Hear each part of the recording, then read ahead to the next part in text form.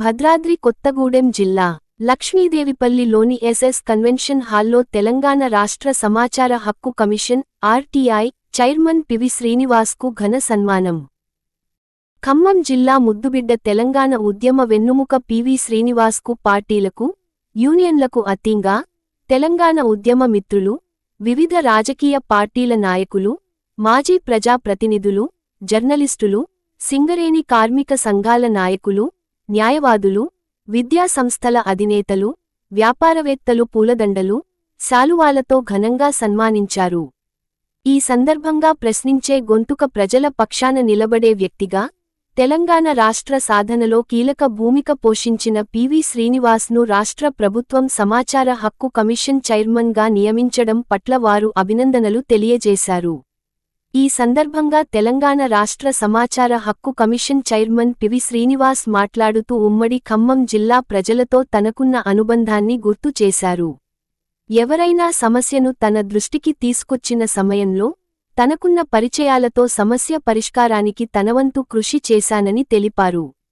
ప్రభుత్వం తనమీద ఉంచిన నమ్మకాన్ని వమ్ము చేయకుండా సమాచార హక్కు చట్టం దుర్వినియోగం కాకుండా పటిష్టంగా అమలు జరిగేలా చూస్తానని హామీ ఇచ్చారు.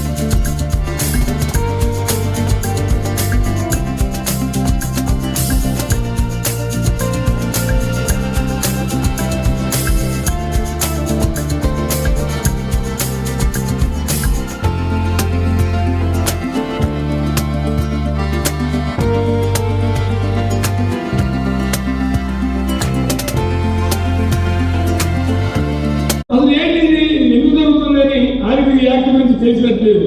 ఒక యాక్ట్ ఉంటుంది, ఆ యాక్ట్ వల్ల అడిగే హక్కు ఉంది, ఆ హక్కు వల్ల అడిగితే అదేం మీరు ఎక్కడ చదువుకున్నారో సమాచారం ఏమి లేదట అంటే అసలు ఆ యాక్ట్ ఏందో దాని సంగతి ఏందో తెలుసు.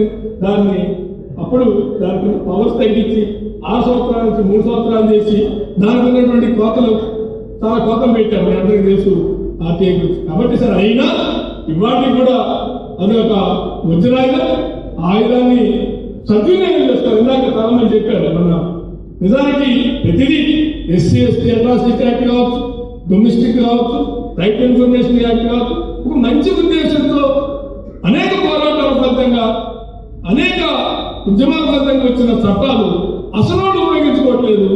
అసలు ప్రజలు ఇప్పటికే నాకు చాలా మంది అంటే సీనియర్ పొలిటీషియన్ అడుగుతున్నా, నీకు వచ్చిన పదవి ఏంటన్నా, అసలు నీదేం పని చేస్తుంటానంటే నీకు ఇచ్చిన దానికి ఏం పని అని అడిగిన వాళ్ళు ఉంటారు.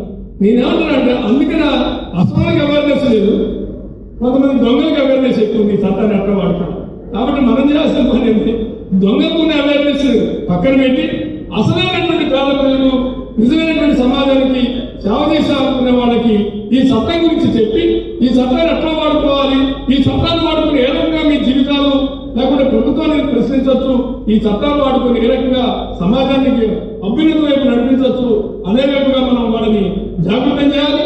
ఆ రకంగా జాగృతం చేయడానికి మనందరం కూడా పూనుకోవాలి. ఎవరో ఒకరిద్దరు కోసం చేసేది కాదు. ఎవరైతే ఈ చట్టాన్ని దుర్వినియోగం చేస్తున్నారో వాళ్ళని శిక్షిస్తూ మరో పక్కన వాళ్ళకి కొంత చురకలేస్తూ మరో పక్కన ఈ చట్టం గురించి తెలియని వాళ్ళకి తెలియజెప్పి వాళ్ళందరికీ కూడా ఈ చట్టాల యొక్క ఉపయోగాన్ని మరి చేకూర్చే విధంగా నేను తప్పనిసరిగా కృషి చేస్తానని మీ అందరి సమక్షంలో హామీ ఇస్తూ